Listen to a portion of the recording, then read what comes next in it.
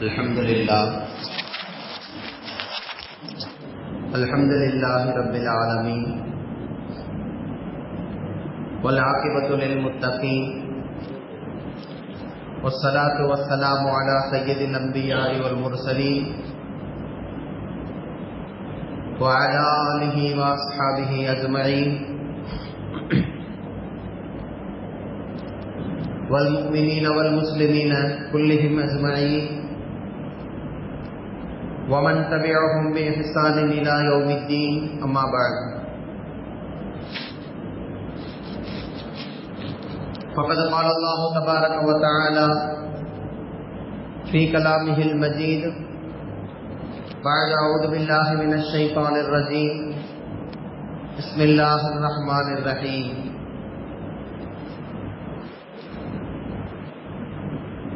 ما يلفظ من قول إلا لديه رقيب عتيد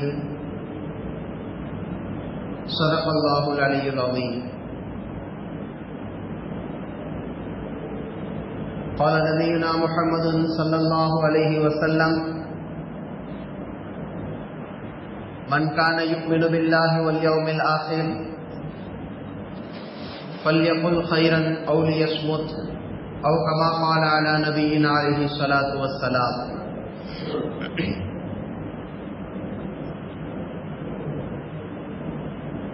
கண்ணியத்திற்கும் மிகுந்த மதிப்பிற்கும் மரியாதைக்கும் உரிய அன்பார்ந்த அல்லாஹ்வின் நல்லடியார்களே,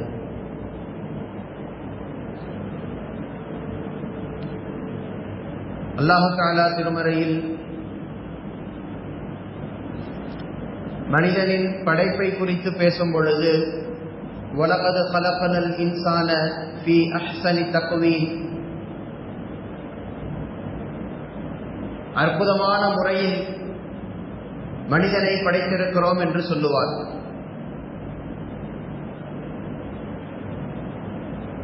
மற்ற எல்லா படைப்பினங்களை காட்டிலும்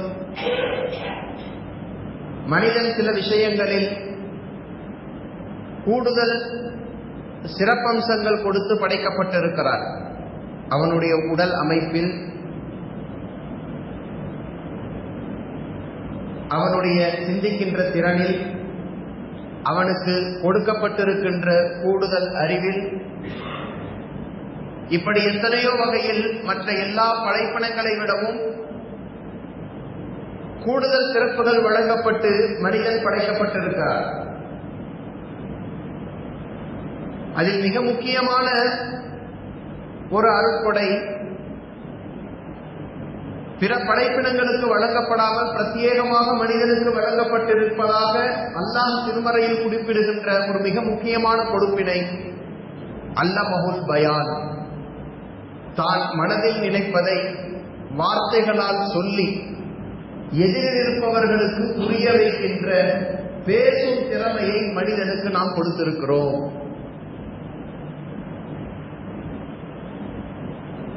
தன்னுடைய எண்ணத்தில் தோன்றுவதை, தன் கருத்தை, தன்னுடைய தேவையை எதிரில் இருக்கின்ற மனிதனுக்கு சொல்லி புரிய வைக்கக்கூடிய, வார்த்தையை பேசக்கூடிய பேச்சாற்றலை, மொழி வல்லமையை, பேசும் திறனை மனிதனுக்கு கொடுத்திருக்கிறோம். அல்லமஹுல் பயான், அவனுக்கு பேச்சை கொடுத்திருக்கிறோம் என்று அல்லாஹ் சொல்லுவார். உலகத்தில் மற்ற எல்லா படைப்பினங்களை காட்டிலும் மனிதன் மேன்மை பெற்றவனாக இருப்பது அவனுக்கு கொடுக்கப்பட்டிருக்கின்ற கூடுதல் சிறப்பம்சங்கள், கூடுதல் கொடுப்பினைகளில் ஒன்றாக எப்படி பகுத்தறிவு இருக்கிறதோ, எப்படி ஒரு ஆறாம் அறிவு அவனுக்கு கூடுதலாக கொடுக்கப்பட்டிருக்கிறதோ, அதற்கு நிகரான ஒரு கொடுப்பினை பேசும் திறன்.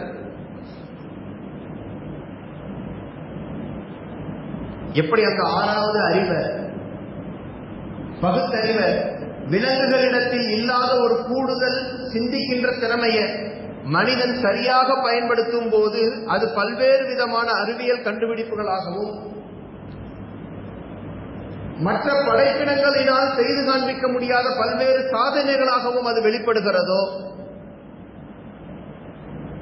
அதற்கு நேர் மாற்றமாக அந்த அறிவை, அல்லாஹ் கொடுத்த அந்த யோசிக்கின்ற திறனை அந்த கூடுதல் விளக்கத்தை தவறான காரியங்களுக்கு, பாவங்களுக்கு, அநியாயத்திற்கு, அக்கிரமத்திற்கு மனிதன் பயன்படுத்தும் போது காட்டில் இருக்கக்கூடிய விலங்குகள், ஐந்தறிவு படைத்த ஜீவராசிகள் ஏற்படுத்துகின்ற மோசமான விளைவுகளை விட, சேதாரத்தை விட, ஆறறிவு படைத்த மனித மிருகங்கள் பெரிய சேதாரத்தை ஏற்படுத்தும். ஆறாவதா அவனுக்கு கொடுக்கப்பட்ட அந்த எக்ஸ்ட்ரா அறிவை அவன் சரியா யூஸ் பண்ணா உலகத்துல உள்ள எல்லா ஜீவராசிகளும் பயன்பெறக்கூடிய அளவுக்கு பெரிய கண்டுபிடிப்புகளை, பெரிய முன்னேற்றங்களை மனிதனால தர முடியும். அந்த எக்ஸ்ட்ரா அறிவை கீர்த்தித்தனத்திற்கும், அயோக்கியத்தனத்திற்கும், அராஜகத்திற்கும், அழிவுக்கும் அவன் பயன்படுத்தினால் ஒட்டுமொத்த உலகத்தையும் சுடுகாடாக ஆக்கக்கூடிய நாசகார வேலைகளையும் இதே மனிதனால செய்ய முடியும். ரெண்டுத்தையும் யோசிக்கிறது அந்த எக்ஸ்ட்ரா இருக்கக்கூடிய அறிவு தான். அந்த அறிவு ஆக்கப்பூர்வமாக சிந்தித்தால் நல்ல விளைவுகளை ஏற்படுத்தும், அக்கிரமமாக சிந்தித்தால் அழிவை ஏற்படுத்தும். அதே ஒப்பீடு இவனுக்கு கொடுக்கப்பட்டிருக்கின்ற பேச்சாற்றலுக்கும் இவனுடைய நாவுக்கும் அது பொருந்தும். தன்னுடைய வார்த்தைகளை கொண்டு நல்ல கருத்துக்களை மனிதன் பேசினால் பல நன்மையான விளைவுகளை அது உண்டாக்கும். நாவை முறை தவறி பயன்படுத்தினால் பல மோசமான அழிவுகளை அது ஏற்படுத்தும். அது உலகத்தில் மட்டுமல்ல, மறுமையிலும் நாவு விளைவித்த விளைவுகளை கொண்டு நரகத்தில் போய் சேரக்கூடியவர்கள் நிறைய பேர் இருப்பார்கள் என்று பெருமானார் ஸல்லல்லாஹு அலைஹி வஸல்லம் அவர்கள் சொன்னார்.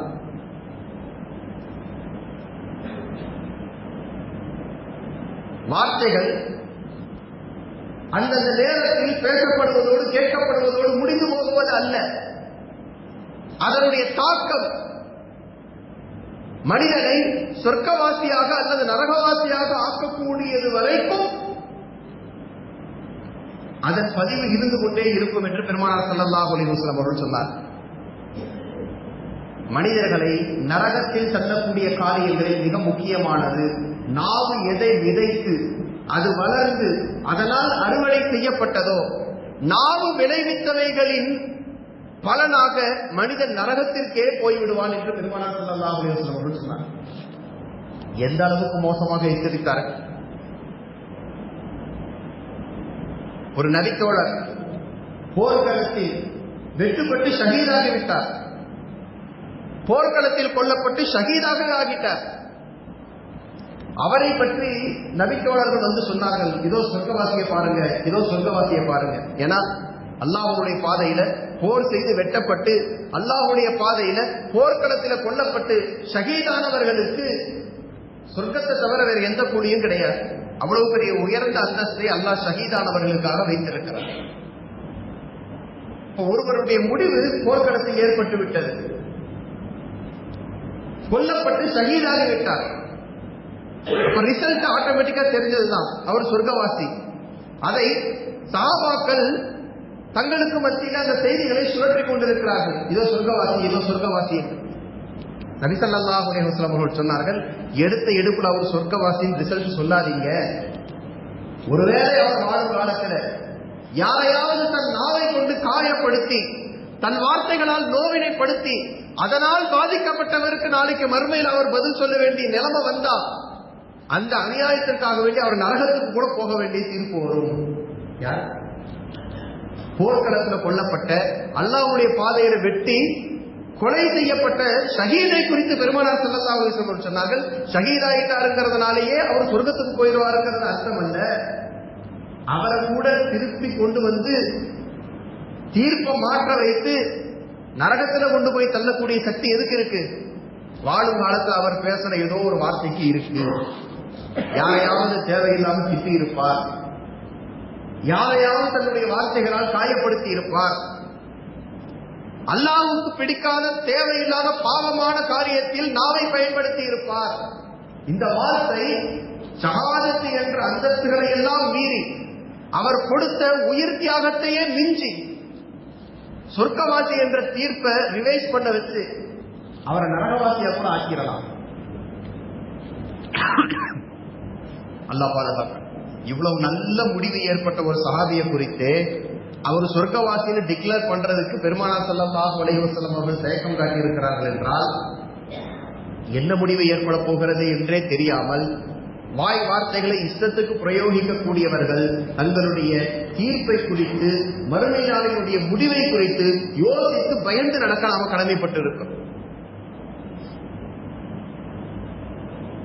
நாம நம்முடைய நாவை பார்த்து பயப்படுகிறோமோ இல்லையோ, நம்முடைய உடலில் இருக்கக்கூடிய ஒவ்வொரு உறுப்பும் நம் நாவை பார்த்து பயப்படுகிறது. பெருமானார் ஸல்லல்லாஹு அலைஹி வஸல்லம் அவர்கள் சொன்னார்கள், உடலில் இருக்கக்கூடிய எல்லா உறுப்புகளும் தினந்தோறும் காலையில எழுந்த உடனே நாவை பார்த்து கோரிக்கை வைக்கிறது. தயவு செய்து இன்னைக்கு யாரிடத்திலும் போய் எந்த வம்பு வழக்கும் வளர்க்காம தேவையில்லாத பேச்சு பேசாம கொஞ்சம் சும்மா இரு என்று சொல்லி எங்கள் விஷயத்தில் அல்லாஹ்வை பயந்து நடந்து கொள் என்று உடலில் இருக்கக்கூடிய எல்லா உறுப்புகளும் நாவிடத்தில் போய் வேண்டுகிறது என்று பெருமானார் ஸல்லல்லாஹு அலைஹி வஸல்லம் அவர்கள் சொல்லுகிறார். ஏன்னா இந்த நாவு தன் இஷ்டத்திற்கு யாரையாவது எதையாவது பேசிவிட்டு அது போய் லாக்கர்ல உட்கார்ந்துக்கும். அது எங்க போயிடும்? அது போய் சேஃப்டியா பத்திரமா ஒரு இடத்துல உள்ள உட்கார்ந்துக்கும். பேச்சு வாங்குறவனுக்கு கோபம் வந்தா என்ன செய்வான்? கையை முறிப்பான், காலை உடைப்பான், தடி எடுத்து மண்டையில் அடிப்பான். அடி வாங்கிறது பூரா மற்ற உறுப்புகள். நாவு ஏதாவது கோளாறு செய்து விட்டு அது திரும்பி சென்று விட்டாலும் அது ஏற்படுத்திய கோளாறுக்கான விலையை, அதற்கான தண்டனையை அனுபவிக்க போகிறது பிற உறுப்புகள் தான் என்பதனால எல்லா உறுப்புகளும் தினந்தோறும் காலையில நாவிடத்துல போய் ரிக்வெஸ்ட் பண்ணும், தயவு செய்து இன்னைக்கு லாக்கர்லயே இரு, வெளியே வராத, நீ வந்து யாருகிட்டையாவது எதையாவது பேச்சு கொடுத்துட்டு போயிடுவ, எங்களால அடி தாங்க முடியாது என்று உடல் உறுப்புகள் எல்லாம் நாவிடத்தில் கெஞ்சுகிறது என்று பெருமானார் ஸல்லல்லாஹு அலைஹி வஸல்லம் அவர்கள் சொல்லுகிறார்கள். என்றால் நாவின் விபரீதத்தை அதை பயன்படுத்துகிற மனிதனை தவிர மற்ற எல்லாமும் உணர்ந்திருக்கிறார். எவ்வளவு பெரிய மோசமான விளைவுகளையும் முடிவுகளையும் நாவிலிருந்து வெளிப்படக்கூடிய வார்த்தைகள் ஏற்படுத்தி விடுகிறது என்பதை நாம் விளங்க கடமைப்பட்டிருக்கிறோம். ஒரு வார்த்தையினுடைய கணத்தை நாம் விளங்கணும். வார்த்தை தானே, சும்மா சொல்றது தானே, அதெல்லாம் பேச்சுவார்த்தை சொல்றது தானே என்று இல்லாமல் ஒரு சில இடங்களில் வார்த்தைகள் வாழ்க்கையை மாற்றுகிறது. வார்த்தைகள் பாவங்கள் அத்தனையும் மன்னிக்கப்படுவதற்கு காரணமாக ஆகிறது. நரகவாசியை சொர்க்கவாசியாக ஆக்குகிறது. இதே வார்த்தைகள் சொர்க்கவாசியை நரகவாசியாக ஆக்குகிறது. இறைவனுடைய அடியார்களை இறை மறுப்பாளர்களாக ஆக்குகிறது. நல்லவர்களை கெட்டவர்களாக ஆக்குகிறது. ரொம்ப ஆழமாக யோசித்து விளங்க வேண்டிய அளவுக்கு உண்டான கஷ்டமான விஷயம் அல்ல. ஒரு வார்த்தையினுடைய கணத்தை விளங்கணும்னா ஒரு காபிராக இருக்கக்கூடிய மனிதர் லா இலாஹ இல்லல்லாஹ்ங்கற வார்த்தையை நாவால சொல்லிட்டார், அவருடைய அக்கவுண்ட்ல இருக்கிற அத்தனை பாவமும் அழிஞ்சு போயிடும். ஒரு வார்த்தை அவருடைய வாழ்க்கையில அவர் கடந்து வந்த காலத்தில் செய்து வைத்திருந்த அத்தனை பாவத்தையும் அழித்து விட்டது. அடுத்த நொடி அவர் மரணித்தால் அவர் சொர்க்கவாசி. போன நிமிடம் அவர் மரணித்திருந்தால் அவர் நரகவாசி. இந்த வார்த்தையை சொன்ன அடுத்த நிமிடம் அவர் மரணித்தால் அவர் சொர்க்கவாசி. இதுதான் வார்த்தை ஏற்படுத்தக்கூடிய தாக்கம். அல்லாஹ் பாதுகாக்கணும்.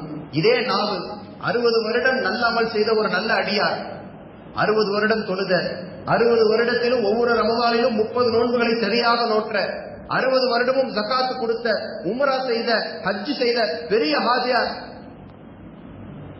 பெரிய வணக்கசாலி, பெரிய இறைநேசர், ஒரு வார்த்தை இறை கொள்கைக்கு மாற்றமாக அவருடைய நாவிலிருந்து வெளிப்படுத்திவிட்டால் மொத்த அமல்களும் காலியா போயிடும். அவர் போன நிமிடம் மரணித்திருந்தால் பெரிய இறைநேசராக, பெரிய வணக்கசாலியாக, சொர்க்கவாசியாக மரணித்திருப்பார். அந்த வார்த்தையை பிரயோகித்த பிறகு அவருக்கு மரணம் ஏற்பட்டால் நரகவாசியாக, நஷ்டமடைந்தவராக மரணிப்பார்.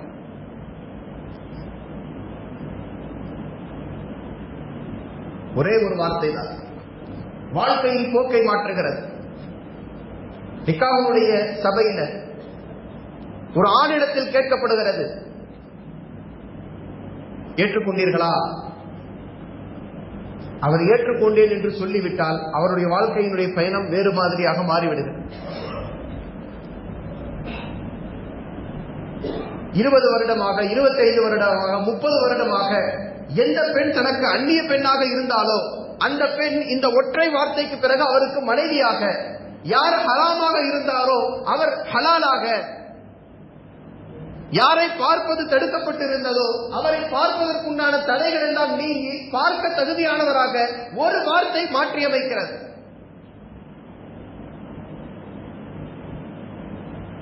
இதே போல குடும்ப உறவில் பயணித்துக் கொண்டிருக்கக்கூடியவர்கள் ஏதோ ஒரு அசாதாரணமான சூழ்நிலையில, கோபத்துல, ஆத்திரத்துல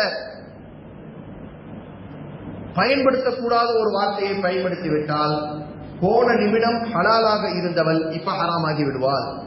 பார்க்க அனுமதிக்கப்பட்டிருந்தவள் இப்ப பார்க்க அனுமதிக்கப்படாதவளாக ஆகிவிடுவாள். மனைவியாக இருந்தவள் அந்நிய பெண்ணாக மாறிவிடுவாள்.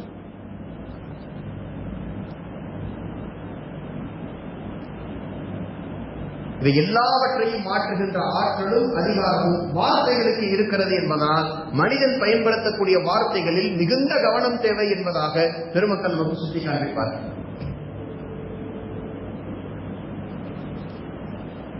வார்த்தைகளினால் வாழ்ந்தவர்களும் வரலாறுகளில் இருக்கிறார்கள், வார்த்தைகளால் அழிந்தவர்களும் வரலாறுகளில் இருக்கிறார்கள்.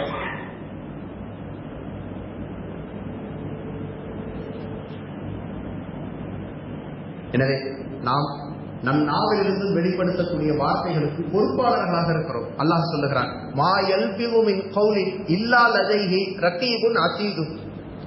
உங்களுடைய செயல்பாடுகளை பதிவு செய்வதற்கு என்று எப்படி பதிவேடு இருக்கிறதோ, உங்கள் நாவிலிருந்து வெளிப்படக்கூடிய ஒவ்வொரு வார்த்தைகளும் பதிவு செய்யப்பட்டுக் கொண்டிருக்கிறது. பிறந்ததிலிருந்து மௌத்தான வரைக்கும் எத்தனை வார்த்தை பேசியிருக்கிறோம், எல்லா வார்த்தையும் அல்லாஹ் இடத்துல ரெக்கார்டாயிருக்கு. பிறந்ததிலிருந்து இறக்கும் வரைக்கும் ஒரு மனிதன் என்னென்ன வார்த்தைகளை பேசுகிறானோ எல்லா வார்த்தைக்கும் உண்டான பதிவு என்னிடத்தில் இருக்கிறது. இல்லா லதைஹி ரகீபுன் அதீத். அது ஒவ்வொன்றையும் எழுதுவதற்கென்று எழுத்தாளர்களை நான் நியமித்திருக்கிறேன் என்கிறார். அப்படியானால் வார்த்தைகளை ரப்புல் ஆலமீன் எவ்வளவு ஆழமாக கவனிக்கிறான் என்பதை நமக்கு யோசிக்க கடமைப்பட்டிருக்கும். சும்மா பேசிட்டு போவோம், யாரும் கேட்க போறா? எதையாவது ஒன்று சொல்லுவோம், யார் நம்ம இடத்துல அன்னைக்கு இப்படி சொன்னியே, இன்னைக்கு இப்படி மாற்றி பேசுறேன்னு கேட்க போறா என்று அதிகாரத்தினால், ஆணவத்தினால், என்னை யாரும் திருப்பி கேட்க முடியாத ஒரு உயரத்தில் நான் இருக்கிறேன் என்கின்ற தெனாவட்டினால் இன்றைக்கு நிறைய பேர் வார்த்தைகளை விட்டுவிட்டு பரிகரிக்கக்கூடிய சூழ்நிலைகளை பார்க்கிறோம்.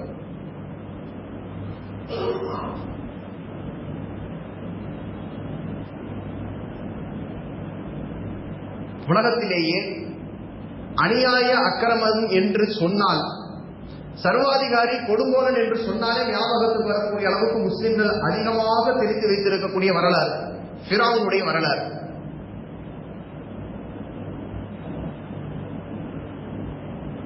அவனை பற்றி திருக்குர்ஆனில் பதிவு செய்யப்பட்டிருக்கின்ற ஒரு நிகழ்ச்சியின் விளக்க உரையில ஒரு செய்தி எழுதப்பட்டிருக்கிறது. ஊர்ல பிறக்கின்ற எல்லா ஆண் குழந்தைகளையும் கழுத்தை வெட்டி கொன்று கொண்டு இருந்த அந்த காலகட்டத்தில் மூசா அலைஹிஸ்ஸலாம் அவர்கள் பெட்டியில் வைத்து நைல் நதியில் அனுப்பப்பட்டவரை ஃபிரௌனும் அவருடைய மனைவியும் கண்டெடுக்கிறார்கள்.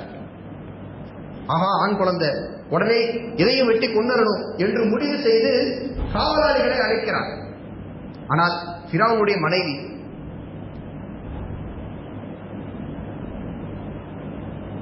குர்ரத்து ஐனின் லீ வலக், இந்த குழந்தையை கொள்ள வேணாம், யாரோ ஒருத்தர் வளர்த்தாதானே, அந்த வளர்ப்பு சரியில்லாம உனக்கு எதிரான மனநிலைமையில வளர்ந்து வந்து அந்த குழந்தை உன்னையே வெட்டிடும், உன்னுடைய ஆட்சி அதிகாரத்திற்கே அது எதிராக குந்தகமாக அமைந்துவிடும் என்பதற்காக குழந்தைகளாம் வெட்டி கொள்ற, நம்ம வீட்டிலே வளரட்டும்.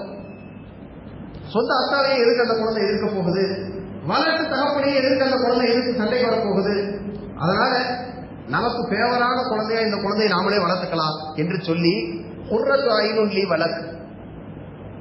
யாருக்கு தெரியும், ஒருவேளை இந்த குழந்தையே உங்களுக்கும் எனக்கும் கண் குளிர்ச்சியாக, உங்களுக்கும் எனக்கும் நல்ல முடிவை தரக்கூடியதாக, நம்முடைய வாழ்க்கைக்கு ஒரு திருப்பு முறையாக இந்த குழந்தையே ஏன் அமையக்கூடாது என்று கேள்வி கேட்ட போது அல்லாஹ் அந்த வார்த்தையை அங்கீகரித்தார். அதற்கு பதிலாக பிறோன் ஒரு வார்த்தை சொன்னான், உனக்கு வேணா கண் குளிர்ச்சியா இருக்கலாம், எனக்கு என்னன்னாலும் ஆம்பளை பிள்ளைங்களை பார்த்தாலே ஒரு வெறுப்பு, அதனால இந்த குழந்தை எனக்கெல்லாம் கண் குளிர்ச்சியா இருக்காதோன்னு எனக்கு தோணுது ஒரு வார்த்தை விட்டு. அந்த வார்த்தை அப்படியே கபூலானது. அந்த குழந்தை ஆசியா அம்மையாருக்கு கண் குளிர்ச்சியாக மாறியது. அந்த குழந்தையினுடைய பரக்கத்தை கொண்டு அவர்களுக்கு ஈமான் கிடைத்தது. அதே குழந்தைய சரி 2 பேருக்கு கண் குளிர்ச்சியா இருக்கட்டும், தூக்கிட்டு வந்து வளர்த்துருவோம் என்ற வார்த்தை அவனுடைய நாவிலிருந்து வெளிப்பட்டு இருந்தார். ஒருவேளை பிறவனுக்கு கூட ஹிதாயத்து கிடைத்திருக்கலாம். அவன் என்ன சொன்னான், உனக்கு வேணா கண் குளிர்ச்சியா இருக்கலாம், எனக்கு எந்த மாற்றமும் வர மாதிரி தெரியல என்று அவன் சொன்ன வார்த்தை அப்படியே படித்தது. அவருடைய பரக்கத்தை கொண்டு அந்த அம்மையார் ஹிதாயத்தை பெற்றார்கள், ஈமானுக்கு சொந்தக்காரர்களாக ஆனார்கள். பிறவும் அந்த குழந்தையினுடைய எதிர்ப்பின் காரணமாகவே அழிக்கப்பட்டார். நாவிலிருந்து வரக்கூடிய வார்த்தைகள் எவ்வளவு வீரியம் வைத்திருக்கிறது என்பதை கவனியுங்கள். இவனை விட பெரிய அநியாயக்காரன், இவனுக்கே அநியாயத்தை சொல்லிக் கொடுக்கிற ஆளு யார்? இப்லீஸ். ஒரு காலத்தில் அல்லாஹ்வை வணங்குவதில் அவனை மிஞ்சுவதற்கு பூமியிலும் வானத்திலும் ஆளே இல்லை என்கின்ற அளவுக்கு அல்லாஹ்வை வணங்கிக் கொண்டிருந்தவர். ஒரு பீரியட்ல அல்லாஹ்வை வணங்குறதுக்கு இவனை விட்டா பெரிய ஆளே கிடையாது, இவனை மாதிரி தொழுகிறதுக்கு ஆள் கிடையாது, இவனை மாதிரி தஸ்பீக ஓதுறதுக்கு, இவனை மாதிரி துவா கேட்கறதுக்கு ஆளே கிடையாது என்கின்ற அளவுக்கு இறை வழிபாட்டில் மலக்குமார்களை எல்லாம் மிஞ்சக்கூடிய அளவுக்கு, இறைவனை எப்படி வணங்க வேண்டும், இறைவனை எப்படி திருப்திப்படுத்த வேண்டும் என்கின்ற பாடங்களை மலக்குமார்களை உட்கார வைத்து நடத்தக்கூடிய அளவுக்கு ஆசான் ஸ்தானத்திலே இருந்தவன் இப்லீஸ்.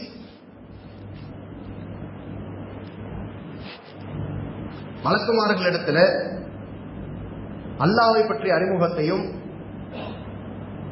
துனியா ஆகிரத்தினுடைய எதிர்காலத்தை குறித்தும் உண்டான நிகழ்வுகள் எல்லாம் எழுதப்பட்ட ஒரு ஏடு. எப்படி நம்ம கையில குர்ஆன் இருக்கோ அது மாதிரி மலக்குமார்களுக்கு ஓதுவதற்கு என்று ஒரு வேதம். அந்த வேதத்துல நம்ம கூட்டத்துல உள்ள ஒரு ஆளே நாளைக்கு அல்லாஹ்வுக்கு மாறு செய்து அதனால அவன் சபிக்கப்பட்டு இந்த சபைக்கே மறுபடியும் வர முடியாத அளவுக்கு இங்கிருந்து துரத்தி அடிக்கப்படுவான்ங்கிற செய்தி அதுல எழுதியிருக்கு. அதை பார்த்தவனே மலக்குமார்களுக்கு எல்லாம் கைகாலெல்லாம் நடுங்கி முகம் எல்லாம் மாறி, இதுக்கு யார்கிட்ட போய் விளக்கம் கேட்கறதுன்னு தெரியலையே, என்ன பாவமா இருக்கும், அந்த ஆள் யாரா இருப்பா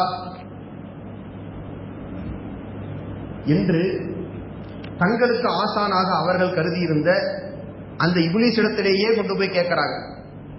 யாரை பத்தி எல்லாம் மென்ஷன் பண்ணி எழுதி இருக்கிறானோ பேர் குறிப்பிடாம இருந்ததுனால அது யாருன்னு தெரியாம அவங்ககிட்டயே கொண்டு போய் விளக்கம் கேட்கிறாங்க. இப்படி ஒரு சம்பவம் எதிர்காலத்துல நடக்கும். நம்ம கூட்டத்துல உள்ள ஒரு ஆளே அல்லாஹ்வுக்கு ஆப்போசிட் பண்ணி அதனால அல்லாஹ் கோபம் அடைந்து அவனை திட்டி இந்த கூட்டத்தை விட்டு துரத்தி மறுபடியும் வானத்தினுடைய எல்லைகளுக்குள்ள வர முடியாத அளவுக்கு அவன் சபிக்கப்பட்டு வெளியேற்றப்படுவான்னு எழுதிருக்கே. இதை பார்த்தா எங்களுக்கெல்லாம் பயமா இருக்குது, நாங்கெல்லாம் அந்த பாவியாக இருக்கக்கூடாதுன்னு எங்களுக்காக துவா செய்யுங்கன்னு எல்லா மலக்குமார்களும் போய் இப்லீஸ் இடத்துல முறையிட்டாங்க. அந்த அறிவுகட்டவன் என்ன பண்ணிருக்கணும், யா அல்லாஹ் எங்க எல்லாரையும் அந்த பாவத்தை விட்டு பாதுகாத்துருன்னு துவா செஞ்சிருந்தா அவனும் சேர்ந்து எஸ்கேப் ஆயிருக்கு. அல்லாஹ் தீர்ப்பை மாற்றி எழுதி எப்படி வேண்டுமானாலும் அதை நடைமுறைப்படுத்தி இருக்கலாம். ஆனால் அவன் பயன்படுத்திய வார்த்தை அவனை நாசமாக்கியது என்பதற்கு உதாரணமாக எழுதுவார்கள், யா அல்லாஹ் இவர்களை எல்லாம் அந்த பாவத்தை விட்டு காப்பாத்துன்னு அவன் துவா செஞ்சான். தன்னை மறந்துட்டான். அந்த துவாவில தன்னை இன்க்ளூட் பண்ணணுங்கிற ஞாபகம் அவனுக்கு வரல. அந்த வார்த்தை விடுபட்டது. இவர்களை எல்லாம் அந்த பாவத்தை விட்டு காப்பாத்துன்னு துவா செய்தான். அல்லாஹ் அவர்களை எல்லாம் அந்த பாவத்தை விட்டு காப்பாற்றி துவா செய்து அவர்கள் எல்லாம் காப்பாற்றப்படுவதற்கு காரணமாக இருந்த இவனே அந்த பாவத்திற்கு ஆளாகி அல்லாஹ்வால துரத்தப்பட்டான். எனவே கண்ணியத்திற்குரிய அன்பார்ந்த அல்லாஹ்வின் நல்லடியார்களே, வார்த்தைகளில் கவனம். யாக்கூப் அலைஹிஸ்ஸலாம் அவருடைய வரலாறு. சகோதரர்கள்லாம் யூசுப் நபியை காட்டுக்கு கூட்டிட்டு போலான்னு சொல்லி, விளையாடுவதற்கு கூட்டிட்டு போலான்னு சொல்லி தந்தை இடத்துல அனுமதி கேட்கிறாங்க. அல்லாஹ்வுடைய பாதுகாப்புல அவனை அனுப்பி வைக்கிறேன், போயிட்டு பத்திரமாவே அனுப்பி வைத்திருந்தா கதையே வேற மாதிரி ஆகிரும். ஆனால் அவர் சொன்னார், இன்னி அவரே ஒரு கோடு போட்டு கொடுத்துட்டாரு. நீங்க விளையாடுறதுக்கு போறேன்னு கூட்டிட்டு போவீங்க, போன இடத்துல யூசுப்பை தனியா விட்டுட்டு நீங்க பாட்டுக்கு போய் எங்கேயாச்சும் விளையாடிட்டு இருப்பீங்க. காட்டுல இருந்து ஓனாய் யூசுப்பை அடிச்சு சாப்பிட்டுருச்சுன்னா நான் என் மகனை இழந்துருவனே அப்படின்னு இவர் சொன்ன ஸ்கிரிப்ட் அப்படியே அவனுக்கு கேட்ச் பண்ணிட்டு சாயந்தரம் கூட்டிட்டு போற மாதிரி கூட்டிட்டு போய் அவங்க அதே ஸ்கிரிப்டை மறுபடியும் கொண்டு வந்து ஒப்பிச்சாங்க. وجاءوا أباهم عشاء يبكون قالوا يا أبانا إنا ذهبنا نستبق وتركنا يوسف عند متاعنا. நாங்கெல்லாம் ஓட்டப்பந்தயம் ஓடுறதுக்காக கோடு போட்டு எல்லாம் ரெடியா நின்றுட்டு இருந்தோம். அப்ப எங்களுடைய சாமானை எல்லாம் பாதுகாக்கிறதுக்காக வேண்டி யூசுஃபை ஒரு இடத்துல உட்கார வச்சுட்டு நாங்க 10 பேர் மட்டும் கோட்ல நின்று 1 2 3 சொல்லி ஓடணும். திரும்பி கோட்டுக்கிட்டு நின்று பார்த்தா யூசுஃபை காணல, ஓனாய் அடிச்சுட்டு போயிருச்சு. இதோ பாருங்க அவருடைய ரத்தக்கரையோட இங்க கிடக்குதுன்னு கொண்டு வந்து கையில கொடுத்தாங்க. பெருமக்கள் இந்த 2 வார்த்தைகளையும் அப்படியே ஒப்பிட்டு காண்பித்து விளக்கம் எழுதுகிறார்கள்.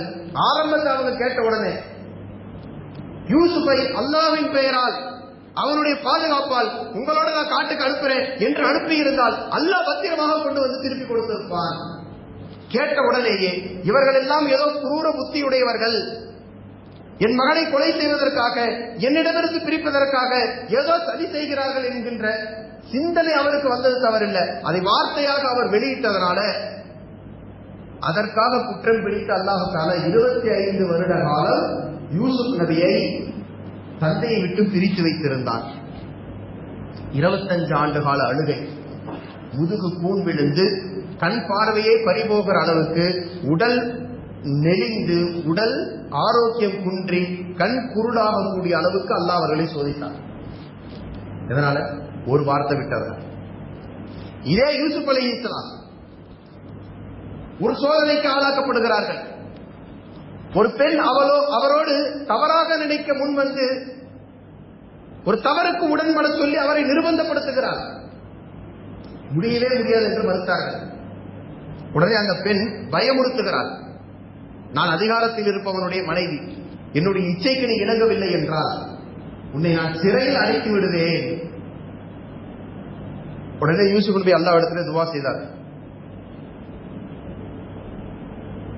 யா அல்லாஹ், இந்த பெண்ணுடைய சூழ்ச்சியிலிருந்து தப்பிக்கிறதுக்கு ஜெயிலு தான் ஒரே வழிதான், நான் ஜெயிலுக்கு கூட போக தயாரா இருக்கிறேன், ஆனா இந்த பிரச்சனையிலிருந்து என்னை காப்பாற்றுன்னு துவா செய்தார்.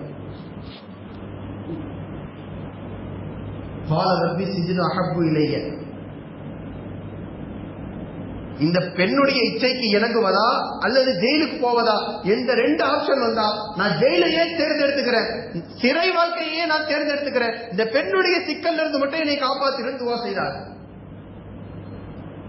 அறிவாளித்தனமாக அந்த இடத்தில் யா அல்லாஹ் இந்த பெண்ணுடைய சூழ்ச்சியிலிருந்தும் சிறை தண்டனையிலிருந்தும் 2த்திலிருந்து என்னை காப்பாற்று அல்லாஹ் இடத்துல துவா செஞ்சிருந்தார். 2லிருந்தும் அவரை காப்பாற்றக்கூடிய ஏதாவது ஒரு காரணத்தை அல்லாஹ் உருவாக்கி அவரை காப்பாற்றி இருப்பார்.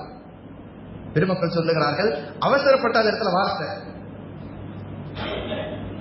இந்த பெண் சொல்ற மாதிரி நடக்கிறத விட நான் ஜெயிலுக்கே போயிடுறேன் யா அல்லாஹ் என்று கேட்டதனால் 14 வருட காலம் யூசுப் நபி சிறையில் வைக்கப்பட்டார்.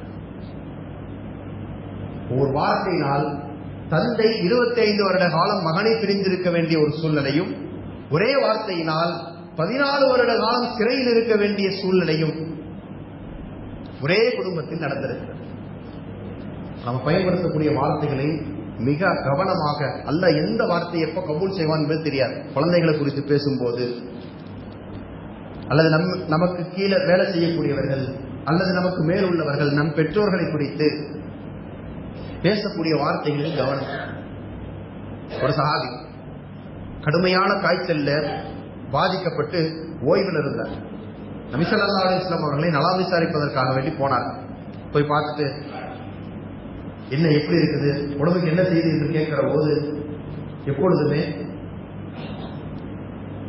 நோயை குறித்தோ உடலில் ஏற்பட்டிருக்கக்கூடிய அசௌகரியத்தை குறித்தோ வெளியில விளம்பரப்படுத்துவது அல்லாஹ் விரும்புறது. எவ்வளவு முடியாம இருந்தாலும் யாராவது ஒருத்தர் வந்து எப்படி இருக்கிறீங்கன்னு கேட்டா அல்ஹம்துலில்லாஹ் ஏதோ அல்லாஹ் நல்லா வச்சிருக்கிறான் என்கின்ற வார்த்தைகள் அல்லாஹ்வுக்கு பிடித்தமாகி அவன் நோயை குணப்படுத்திடும். ஆனா இந்த சஹாபி நபி ஸல்லல்லாஹு அலைஹி வஸல்லம் வந்து கேட்கிற போது கூட இந்த காய்ச்சல் என்ன பாடாப்படுத்துது, உயிர் போற வேதனையா இருக்குதுன்னு கொஞ்சம் பொறுத்துக்கங்க, அல்லாஹ் எல்லாத்தையும் சரியாக்கிடுவான்னு பெருமானார் ஸல்லல்லாஹு அலைஹி வஸல்லம் அவர்கள் அல்லாஹ்வுடைய பெயரை சொல்லி அவர் சமாதானப்படுத்தினதுக்கு பிறகும் கூட அவர் வாயிலிருந்து எனக்கெல்லாம் நம்பிக்கையே இல்லைங்க, எந்திரிச்சு வருவோங்கிற எண்ணமே இல்லைங்கிற வார்த்தையை பயன்படுத்தினார்.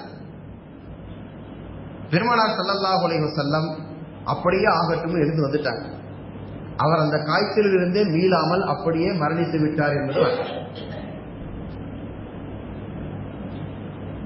வார்த்தை ரப்பிடத்தில் எவ்வளவு பெரிய தாக்கத்தை வைத்திருக்கிறது என்பதை நாம் விலகிக் கொள்ள கடமைப்பட்டிருக்கிறோம். எனவே பேசக்கூடிய வார்த்தைகளில் இருக்கக்கூடிய கணத்தை நாம விளங்கணும். நபி ஸல்லல்லாஹு அலைஹி வஸல்லம் அவர்கள் சொல்வார்கள், நீங்கள் பேசுகிற ஒவ்வொரு வார்த்தையும் ஒரு வார்த்தை விடாமல் நீங்கள் பேசுகின்ற ஒவ்வொரு வார்த்தையும் வானத்தை நோக்கி பயணிக்கிறது. அது லாயிக்கியான வார்த்தையாக இருந்தால், நீங்க பேசுறது லாஜிக்கான நல்ல வார்த்தை ஏற்க தகுந்ததாக இருந்தால் வானத்தின் கதவுகள் திறக்கப்படுகிறது, அந்த வார்த்தைகள் மேலே சென்று விடுகிறது.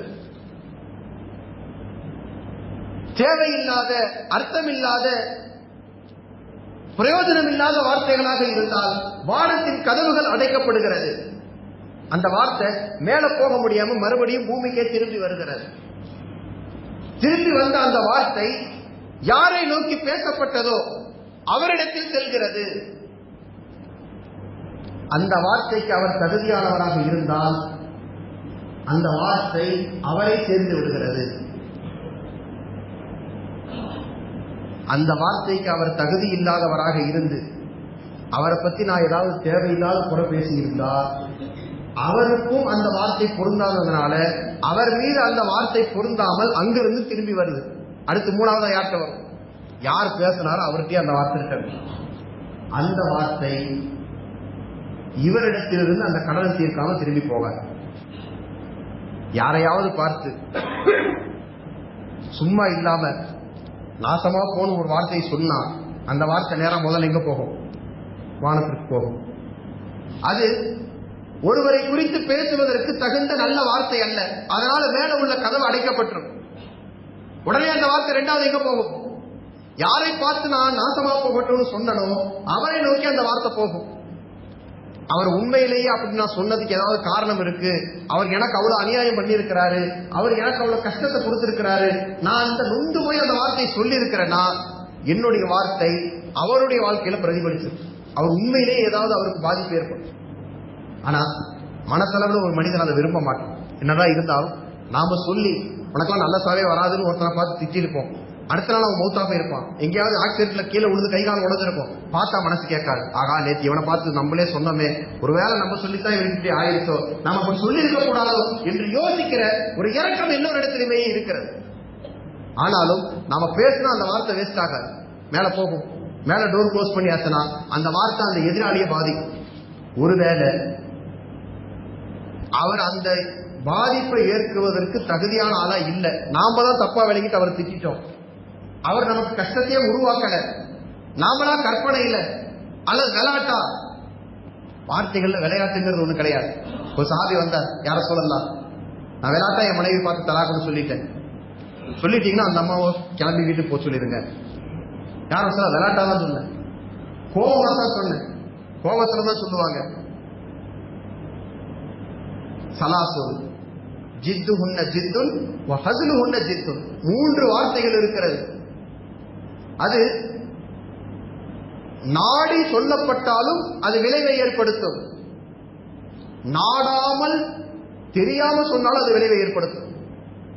ஒண்ணு, ஒரு ஆண் ஒரு பெண்ணை குறித்து சொல்லுகின்ற நிக்காவில கபில்துன்னு சொல்ற வார்த்தை.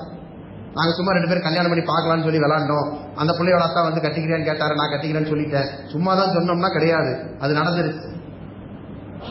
அதே மாதிரி கோபத்துல, சண்டையில, வீம்புக்கு, வெறப்புக்கு ஒரு பிள்ளையை பார்த்து சும்மா தலாக்குன்னு சொல்லிட்டோம், சும்மா தான் சொன்னேன், வா வா ஒன்றும் இல்லை 2 பேர் சேர்ந்து கடைக்கு போலான்னா ஆகாது.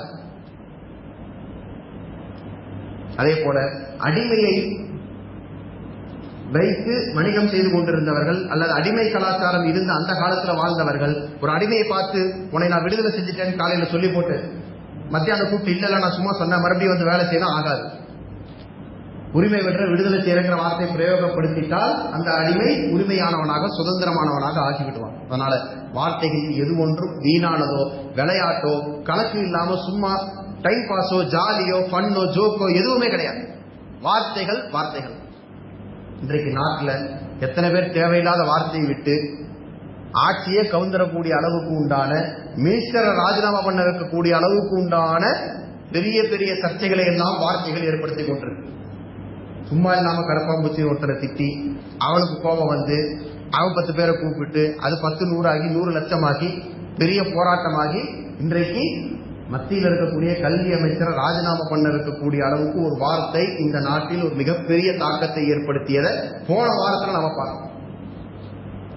ஒரு வார்த்தை வெல்லும், ஒரு வார்த்தை கொள்ளும் என்று தமிழில் அதைத்தான் சொல்லுவார்கள். எனவே கண்ணியத்திற்குரிய அன்பார்ந்த அல்லாஹ்வின் நல்லடியார்களே, சாதாரண மனிதராக இருந்தாலும் நாடாளக்கூடிய அரசனாக இருந்தாலும் நாவை அடக்கி பத்திரமாக வார்த்தைகளை கவனித்து பேச வேண்டும் என்பது இதன் மூலம் நமக்கு தெரிய வருகிற செய்தி. அல்லாஹ் தஆலா நம்முடைய நாவுகளை கவனத்தோடும் கண்ணியத்தோடும் பயன்படுத்தக்கூடிய பாக்கியத்தை நம் அனைவருக்கும் தருவானாக. நாவிலிருந்து வெளிப்படக்கூடிய வார்த்தைகள் நல்ல வார்த்தைகளாக அமைந்து நரகத்திலிருந்தும் நம்மை காப்பாற்றி சொர்க்கத்தில் கொண்டு போய் சேர்க்கக்கூடிய நல்ல காரியங்களுக்காக நம்முடைய நாவுகள் பயன்படுவதற்கு அல்லாஹ் நமக்கு அருள் புரிவானாக. ஆமீன் யா ரப்பல் ஆலமீன். வஆகிரு தஅவானா அல்ஹம்துலில்லாஹி ரப்பில் ஆலமீன். அஸ்ஸலாமு அலைக்கும் வரஹ்மத்துல்லாஹி வபரகாத்துஹு.